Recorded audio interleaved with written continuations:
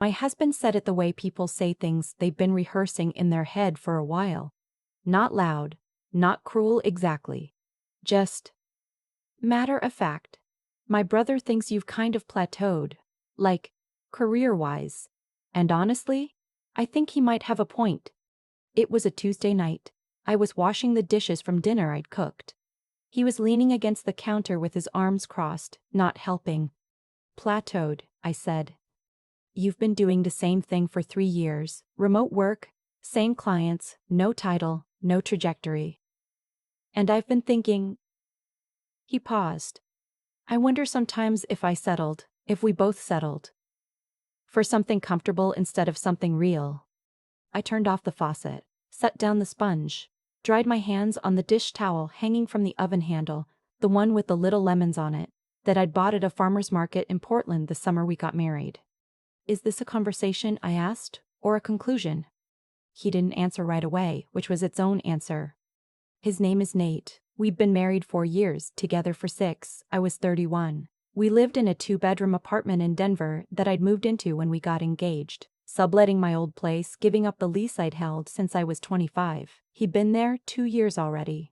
His name was on the building's parking permit. Mine was on the electric bill. I'm not trying to be hurtful, he said finally. I'm just being honest. You asked me once to always be honest with you. I had asked him that, early on, when we were still learning each other's edges. I hadn't meant it as an open invitation to inventory my failures. You know what, I said. You're right, be honest, take all the honesty you need. I folded the dish towel and hung it back on the oven. I'm going to bed. He slept on the couch that night, or said he would. I didn't check. What I did instead was lie in the dark with my eyes open and think about the 17 pharmaceutical patents my company had helped file in the last 2 years. About the licensing deal we'd closed in October that had brought in $2.3 million in 1 quarter. About the email sitting in my inbox from a hospital network in Ohio asking if we could handle compliance consulting for their entire Northeast region. Nate thought I did remote work. He thought I had clients. He wasn't wrong technically. He just had no idea what scale we were operating at. That part was my fault. I'd never told him. My business partner is a woman named Cecily. We met in grad school biome policy, University of Michigan, where we'd sit in the back of regulatory affairs seminars and whisper to each other about how none of our professors had ever actually worked inside a company that had to live with the rules they were teaching. After graduation, she went to work for a mid-sized consultancy in Chicago. I went to a biotech firm in San Diego. We stayed close, talked every week, complained about the same structural inefficiencies in how pharmaceutical companies handled compliance documentation. 3 years ago, she called me from her kitchen at 11 at night. I want to pitch you something, she said. Hear me out before you say no. The pitch was this: boutique compliance consulting, specifically for pharmaceutical and biotech companies navigating FDA approval processes. Not the big-picture strategy stuff the large firms handled. The granular, expensive, time-consuming work that got companies rejected or delayed incomplete documentation, misclassified trial data, labeling issues that slipped through internal review. The work that cost companies not just money but years. There's a gap, Cecily said, between what these companies think they're submitting and what the FDA actually wants to see. We know both sides. We've lived on both sides. We'd be starting from nothing, I said. We'd be starting from knowing more than anyone else in the room. I thought about it for 3 weeks, then I said yes. I didn't tell Nate the full picture because, honestly, at the start there wasn't much to tell. We were 2 women with laptops and a shared Google Drive and 1 client who'd found us through a mutual contact. It didn't feel like a company yet. It felt like a project. Then it became a company. By the end of year 1, we had 6 clients and had cleared $340,000. By year 2, 11 clients, $1.1 million. Year 3, we brought in a junior analyst and a documentation specialist, opened a formal LLC, and billed $2.8 million. Cecily handled the technical side. She was the one who could read a 400-page Indy application and spot the 3 sentences that were going to get it kicked back. I handled the relationships, the contracts, the new business, the communication strategy when something went sideways with a regulatory body. I still worked from home most of the time. Still told Nate I had calls in the morning, that I needed quiet for a few hours, that I was dealing with a client thing when I had to cancel dinner plans. He never asked what kind of calls. Never asked who the clients were. Never asked anything that would have required him to think of my work as something that existed in the world beyond our apartment. I told myself I hadn't corrected this because I didn't want to make him feel bad. His job was fine software project management at a mid-sized tech company. Decent salary. Good benefits. The kind of stable employment that made parents feel reassured. He was proud of it. He talked about it at dinner. He named his coworkers by name, and I knew their dramas and their promotions and who was getting passed over for what. He never asked about mine. I'd have to go back and really think about when the last time was that he'd asked about my work in any real way. Not, how was your day, but actually asked, what are you working on? What are you trying to solve? What does it feel like to do the thing you do every morning before I wake up? I couldn't remember. After the dish towel conversation, I didn't bring it up again. He acted like nothing had happened, the way he usually did after he said something that landed wrong. Made coffee in the morning, kissed me on the cheek on his way out, texted me around noon to ask if we needed anything from the store. I didn't respond to that text. What I did instead was call Cecily. She answered on the second ring. Tell me everything, she said. She had a talent for knowing when I needed to start from the beginning. I told her about the plateaued comment, about the settled, about the dish towel and the silence in the dark. She didn't say anything for a long moment. Then, how long have you been doing this? Doing what? Being small, around him. I didn't answer right away because I was thinking about all the work events I'd attended as Nate's girlfriend, then Nate's fiancée, then Nate's wife, introducing myself in ways that made me sound like a supporting character in someone else's story. I was thinking about the dinner 3 months ago where his brother had talked for 45 minutes about his construction company's revenue growth, and I'd sat there nodding, and at no point had anyone asked what I did, and at no point had I offered. A while, I said. Okay. I could hear Cecily moving around her kitchen. So here's what we're going to do. The Brentwood Group has been asking us for 6 months if we'd consider an acquisition. You've been saying you're not ready. Are you ready? The Brentwood Group was a healthcare advisory firm out of Philadelphia. They were expanding their regulatory division and had identified us as an exact fit. The numbers they'd floated were serious. Not hypothetical serious. Wire transfer confirmation serious. I might be, I said. Good, because I think it's time people knew what we built. I went back to work that afternoon like nothing had shifted, but something had. I started pulling documentation I'd never thought to organize before, not because I needed it for the business, but because I suddenly wanted to see it laid out. The bank statements going back 3 years, the client contracts, the licensing revenue reports, the emails from the Brentwood Group with the acquisition offer broken down into projected tranches. I also pulled something else, a folder I'd never labeled out loud, but had been maintaining out of a habit I couldn't fully explain.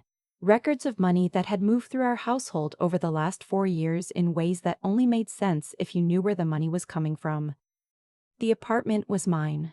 I'd moved in as a subletter when we got engaged, but 6 months into the marriage, the original leaseholder had moved to Austin and offered to transfer. Nate hadn't wanted to deal with the paperwork. I'd handled it. My name went on the lease. He never mentioned it again. The car he drove was a 2021 Subaru Outback. I bought it 18 months ago after his old car had finally given out and he was between paychecks after a delayed bonus. I'd said it was a joint purchase. I paid for all of it $32,000, financed through my business account and paid off in 8 months because I could. He still referred to it as my car, like it had always been his. I found the receipts for the weekend trip to Napa we'd taken for his 34th birthday. The cooking class in Boulder I'd booked for his birthday the year before, the standing monthly transfer I'd been making to cover the shortfall when his company had moved him to a performance improvement period 8 months ago and quietly reduced his pay while they evaluated his role. He'd told me about the PIP in a way that made it sound temporary, manageable, nothing to worry about. I'd started covering the gap without telling him because I didn't want to make him feel worse. That gap added up to $1,800 a month for 7 months. He didn't know. Looking at it all spread across my desk, I didn't feel angry exactly. I felt something closer to grief.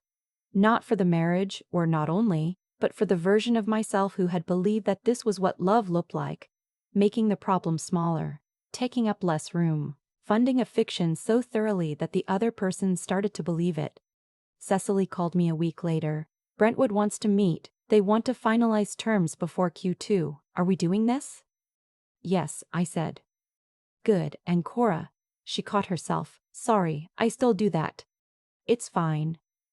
Are you going to tell him, before it goes public? I thought about the Plateaued comment, about the dish towel, about 7 months of $1,800 deposits he'd never noticed.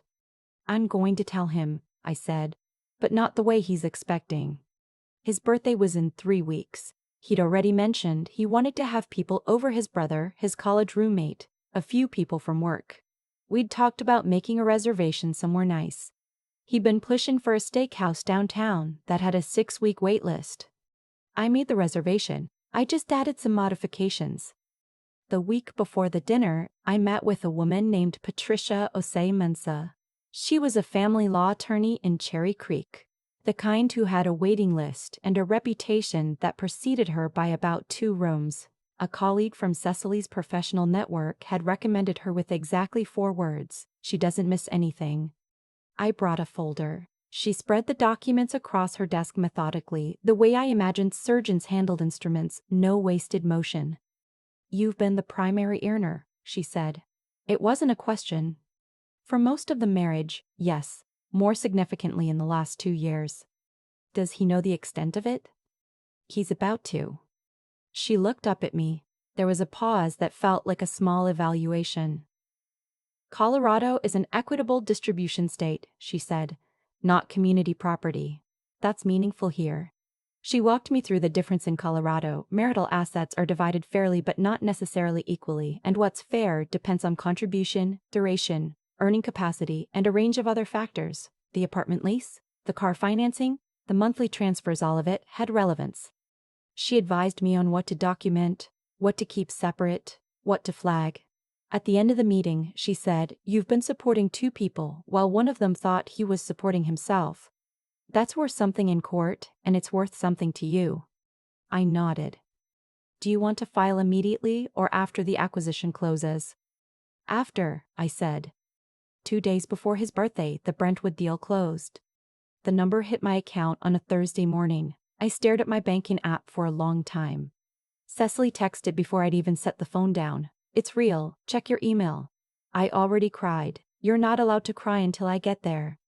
I didn't cry. I sat in the quiet of my home office, the room Nate referred to as your little work corner, and felt the particular stillness of a thing you've been building finally becoming undeniable. The night of his birthday, I got dressed in a way I rarely let myself. Dark green wrap dress, the kind that doesn't try too hard. Low heels. My hair the way I wore it to client presentations, which he'd never seen. I looked at myself in the bathroom mirror and recognized someone I didn't always let into the room. I arrived at the restaurant 20 minutes early, told the hostess I was the Hargrove party, which is Nate's last name and still legally mine. She led me to the private dining area I'd requested when I'd modified the reservation, changed from 2 to 9, added a standing screen and laptop connection that the restaurant had accommodated without any visible confusion, the kind of place that was used to unusual requests from people who could afford them. His brother Devlin arrived first. He'd put on the particular confidence of a man who'd had a good year and wanted everyone to know. I'd met him maybe 15 times over 4 years. He'd asked about my work twice, both times in a way that made it clear he was being polite before redirecting to himself. He greeted me with a hug and looked around like he was expecting someone more. Nate's college roommate Bryce came in next, then a couple from his office, Hal and his wife Sandra, then a woman I didn't recognize who turned out to be his new coworker, Petra. I knew the name from his texts. She was the one who told him 2 months ago at some happy hour I hadn't been invited to, that he was too driven to be with someone who didn't match his energy. She was wearing a blazer that cost less than my shoes, and she smiled at me with the warmth of someone who didn't know they were about to be in a story. They were all seated with wine when Nate arrived at 7:58. He walked in expecting his birthday dinner. He found 9 people in a semi-private room with a projection screen in the corner and a wife who looked like a version of herself he'd never quite seen before. He came over to where I was standing near the head of the table. "What's going on?" he said quietly. "Why is there a screen?" "I wanted to celebrate properly," I said. "Sit down." He sat. Slowly, like a man who'd realized the floor was uncertain but couldn't say exactly why. "I want to thank everyone for coming," I said. The room went quiet with the particular attentiveness of people who aren't sure yet whether they should be uncomfortable. Nate and I haven't had a lot of people over in the last few years, partly because we've both been busy, and partly because I've been building something that's taken up most of my time and energy, and I wasn't sure how to talk about it. I connected my laptop to the screen. The first slide came up, the BrightPath Compliance Partners logo. That was the name Cecily and I had landed on in year 2 when we'd formalized the LLC. Clean. Professional. A small lighthouse in the upper corner, which had been Cecily's idea. "This is my company," I said. 3 years ago, my business partner and I started a regulatory compliance consulting firm for pharmaceutical and biotech companies. We help them navigate FDA approval processes. We find the documentation failures and communication gaps that cost companies years and millions of dollars. We're very good at it. I advanced to the next slide. Revenue chart year over year. The line went up in a way that made Devlin set down his wine glass. Last year we billed $2.8 million. This year we're on pace for $4.1 million. I let that settle. 3 weeks ago we were approached with an acquisition offer from a healthcare advisory group out of Philadelphia. The deal closed Thursday. I showed them the next slide. Not the full number I'd thought about this, but enough. The acquisition price, my equity stake. The retained role Cecily and I had negotiated into the contract. My share came to a little over $1.9 million after the payout structure. The room was silent. I looked at Nate. He had the expression of a man whose internal operating system had just encountered a file it couldn't read. "I want to show you one more thing," I said. I advanced past the business slides. What came next was simpler, a series of screenshots from my own bank records, arranged chronologically. "This is the monthly transfer I've been making for the last 7 months. The number appeared. $1,800, $1,800, repeated across 7 rows. Nate went through a compensation review at work, and I covered the difference so he wouldn't have to worry. Devlin's jaw tightened. Bryce looked at the table. "These are the vehicle purchase records, the Subaru, fully financed by me.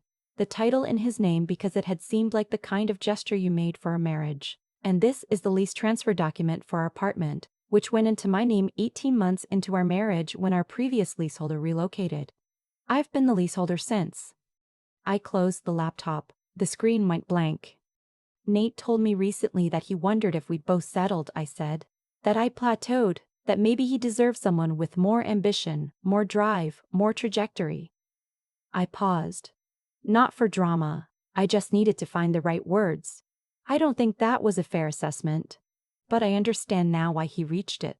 He never asked about my work.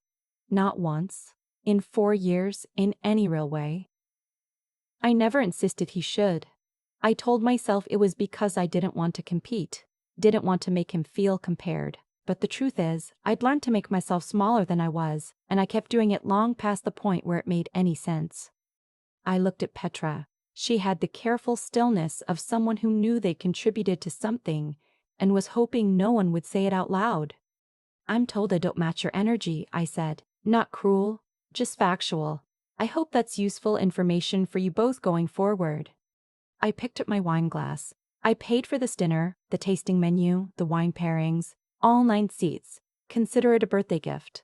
I looked at Nate. He was very still. "And consider it a goodbye."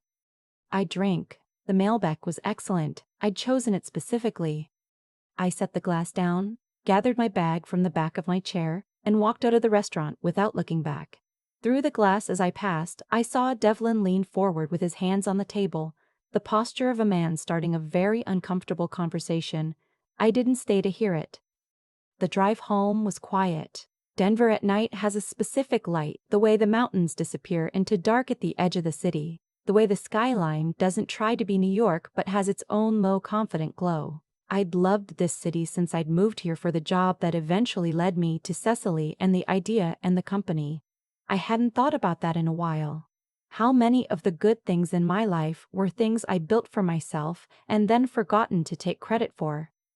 I parked in my spot, my name on the building's lease, though I'd never thought to point that out before, and went upstairs. My phone started going off around 9:30. Texts from Bryce, which surprised me. He was more perceptive than I'd given him credit for. I didn't know. I want you to know that. He should have known you. Then from Hal, I'm sorry. That was a long time to not be seen. Then from Devlin, which was the last thing I'd expected, a long message that started, I owe you an apology, and ended with something about how he'd watched his brother talk for years about his own career and realized tonight he'd never once turned to ask about mine. Nothing from Petra. Nothing from Nate until just past midnight when the first of several texts came in. The first one was defensive, the second was confused, the third was angry. By the fourth, the defensiveness had worn through into something rawer. I didn't know, but I should have asked. I know that. I know it. And I don't know what to do with it. I put my phone face down and went to sleep. He texted every day for 10 days. I responded 3 times brief, practical, about the logistics of when he could come get his things from the apartment. We had a call with Patricia Osei-Mensah's office to begin the dissolution paperwork. Nate had retained someone too, which he'd anticipated. He wasn't combative about it, which surprised me a little. Maybe the receipts had taken some of the fight out of the argument. On day 11, I got a call I hadn't expected. It was from Devlin. I don't know if you'll talk to me, he said. I'm talking to you. He exhaled. I'm the one who told him you'd plateaued. Those were my words. I said it at the cookout in August when you weren't there, and he brought it up again later, and I didn't walk it back when I should have. I didn't say anything. I looked you up after the dinner, he said. Bright Path Compliance. There's a profile on you in the Colorado Bioscience Association newsletter from last spring. It calls you one of the state's emerging leaders in pharmaceutical regulatory advisory. I know. Cecily submitted it. I barely proofread it. I didn't know that was you. His voice was uncomfortable in the way of someone sitting with something they can't make less true. I thought I knew what you were. I made up my mind about you early and I never revised it. And I told my brother you weren't enough, and he believed me over the 4 years he'd actually spent living with you. Why are you calling me Devlin? He was quiet for a moment. Because I thought you deserved to hear me say I was wrong, and because I think you're probably not going to wait around for my brother to figure it out on his own. No, I said. I'm not. Good. Another pause. For what it's worth, I think you're remarkable. I just didn't bother to look. I thanked him for calling and hung up. I stood at the kitchen window for a while, watching the morning traffic move below. It was a Thursday, which meant I had a call with the Brentwood integration team at 10, a documentation review at 2, and a coffee with a potential new client in the afternoon. Nate's things were in 3 boxes by the front door. He was coming to get them on Saturday. The apartment was quieter than it used to be, not uncomfortably. Just differently the way a room feels after you've moved the furniture, and it takes a few days to stop expecting it to be where it was. Cecily came over that Friday with Thai food and a bottle of something expensive she said was for the acquisition, but was really for this. We sat on my couch and ate and didn't talk about Nate much because there wasn't much left to say about him that I hadn't already said to myself. Are you okay? She asked. I think so. I think I will be. You know what I keep thinking about? She stabbed a piece of tofu with her fork. How many times he introduced you at things. How he'd say, this is my wife, she does some consulting. And you just let it be that. I know. You let him summarize you. I thought about all the times I'd stood next to Nate at some work event or family gathering and made myself into a footnote, not because he'd forced me to. Because I'd thought that's what a good partner did, stepped back. Made room. Didn't compete. I'd confused self-erasure with generosity. I won't do that again, I said. Cecily raised her glass. No, you won't. The dissolution finalized in early spring. The apartment stayed mine. The lease history and the payment documentation made the argument clear. The car was transferred into my name formally, which felt less like a victory and more like correcting a clerical error. The financial contributions I'd made to the household were acknowledged in the settlement in a way that Patricia Osei-Mensah called favorable and I called simply accurate. I ran into Nate once, at a coffee shop in Cap Hill, about 3 months after everything was done. He was alone. He looked tired in the specific way of someone who'd been doing a lot of thinking. We talked for about 8 minutes, mostly logistics. Before he left, he said, "I looked at your company's website."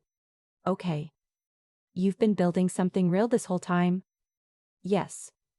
He nodded, not like he was expecting credit for acknowledging it, just nodded the way you nod at a fact you can't do anything about. "I should have asked," he said. "You should have," I agreed. He left. I ordered my coffee, stood at the counter while they made it, and thought about how strange it was, how thoroughly someone could share a life with you and still manage to never really see you. How easy it was to mistake being loved with being known. How those turned out to be very different things. BrightPath signed 3 new clients in April. Cecily hired a second analyst and reopened a small office in the Renault district, partly because we'd outgrown working from home, and partly because I'd wanted somewhere to go in the mornings that was mine, and had my name on the door. We had a small sign made BrightPath Compliance Partners. Nothing elaborate. Just the name and the little lighthouse. I took a photo of it on the morning we moved in and sent it to Cecily. She sent back a string of emojis that I won't reproduce, but that captured the feeling exactly. That afternoon, I stood at the window of our new office, real windows, a real view, the mountains visible on a clear day from the east-facing glass, and thought about the woman who'd been washing dishes 2 years ago when someone told her she plateaued, who dried her hands on a lemon print dish towel and said nothing because she was still figuring out what she was building. She knew now. She'd known for a while, actually. She just needed someone to give her a reason to stop pretending otherwise. I've thought a lot about the dish towel. The lemon print one I bought at a farmer's market the summer we got married. The way I dried my hands on it and said nothing when my husband told me I plateaued. There's something in that image I keep coming back to. Not because it was the worst moment, but because it was so ordinary, so quiet. The kind of moment you don't recognize as a turning point until you're standing on the other side of it. What I understand now is that the outcome of that night wasn't determined by what my husband said. It was determined by what I'd been doing and not doing for years before he said it.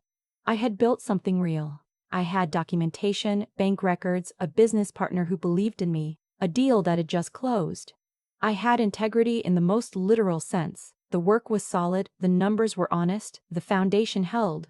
That's not luck. That's what happens when you keep doing the right thing quietly, even when no one is watching. Even when the person sleeping next to you has no idea what you're building. But I'd also made a choice, over and over, to stay invisible. And that choice had a cost I hadn't fully accounted for. I told myself I was being generous. Making room, not competing. In reality, I was letting someone summarize me, and I kept letting it happen because it was easier than the conversation it would have required. There's a version of humility that's actually just fear wearing a nicer outfit. I was wearing that outfit for 4 years. What changed wasn't my circumstances. The company existed before that Tuesday night. The acquisition was already in motion. What changed was that I finally used the intelligence I'd been applying to my work and turned it inward, really looked at the pattern I'd been living inside and asked myself if I was willing to keep living there. The answer, once I actually asked the question, was immediate. That's the part I want to be honest about, knowing something isn't the same as acting on it. I knew, somewhere, that I'd been making myself small. Cecily had been telling me for years in her particular way, not with speeches but by treating me like someone whose name belonged on a door, whose ideas were worth defending, whose time had value. She modeled what it looked like to take yourself seriously. It took Nate's comment to make me finally follow her lead. What I carried out of that marriage, more than the apartment, more than the settlement, more than the $1.9 million, was the understanding that integrity isn't just about how you treat other people. It's about how you represent yourself. That hiding your strength to protect someone else's comfort isn't kindness. It's a slow erasure that hurts both of you. That real perseverance isn't just pushing through hard work. Sometimes it's the harder thing, refusing to keep shrinking. Devlin called me unremarkable without ever asking a single question. Nate lived with me for 4 years and didn't know my business partner's name. I let both of those things happen. I'm not interested in being a victim of that story. I'm more interested in being the person who finally stopped letting it continue. The little lighthouse on our company logo was Cecily's idea. She said it was about being visible, being steady, being the thing people navigate toward when everything else is uncertain. I think about that sometimes when I unlock the office in the morning, about what it means to finally stop hiding your light and just let it do what light does.